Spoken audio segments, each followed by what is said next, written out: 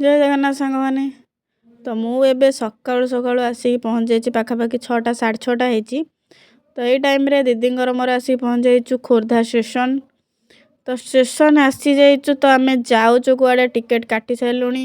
Ticket काटिक ATM रू किसी पैसा भी उठेदेलु। तापर आम जाऊँ कुआड़े ट्रेन में बसिकी।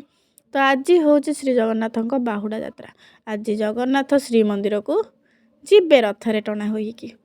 तो से आम बाहर की व्यू देखिकी बहुत सुंदर व्यू देखिकी आम चलू पुरी अभियान जहाँ को कि आम श्रीक्षेत्र पुरुषोत्तम क्षेत्र बोली कही था। आओ जानी थे तो आपण ओडिशा सबुठु फेमस होची पुरी जगन्नाथ मंदिर पे। तो ओडिशा तो होची परंपरा और संस्कृतिर राज्य। तो तापर आम आसिक पहुँच जाइलु पुरी स्टेशन। पुरी स्टेशन में देखुवे बहुत रथ यात्रा में बहुत सुंदर भाव सजासजी होती। तापर बापरे कि गहली सबू ट्रेन फुल थिला आ लोक तापर तो पूरा पूरा बहुत गहली।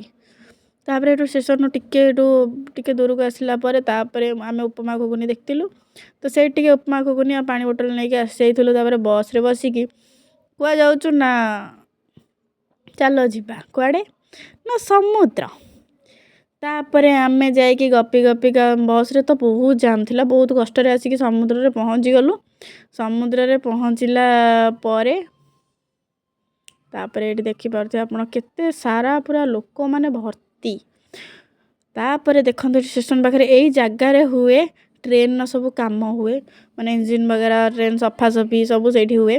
तापर आम बहुत कष्ट रे आसिलु पूरी मौसी माँ मंदिर पाखक। तो ये रथ टଣା आरंभ हो नाला। तो से सैड्रे होता गोटे जमी भुवनेश्वर में तोषाली शिशिर सरस हुए सेहीपरि एक मेला चलता। तो से शिशिर दरस तोषाली जमी सब जिनस मिले से सब जिनस भी ये भी मिलूला। तो यहाँ हूँ पल्लीश्री मेला। तो से आम बुलाबुली करूँ जेहेतु रथ टଣା आरंभ होनी। तापर ये 10 टଙ୍କା देकी नांडी बागुली आइली पीबेली 10 टଙ୍କା नेला। किंतु पार्टी आपड़ से पानी दे पारे मुझे पीनी जस्ट पार्टी टिके नहीं फोपाड़ी तापर हेठू जेहेतु रथ टଣା आरंभ होनी आम देखिलु रामदोली आरंभ हो गला। तो ये टिके चलू 80 टଙ୍କା टिकेट काटिकी रामदोली रे बसिया पे। तो रामदोली तो स्टाइल मारिकी बसीगलु 2 जन जाक। किंतु आमर तो फोटो वीडियो बंद ही हेनी आम दिन फोटो वीडियो ओल्ला अवस्था ही टोटाल चक्कर। तापर आम कौन बाहर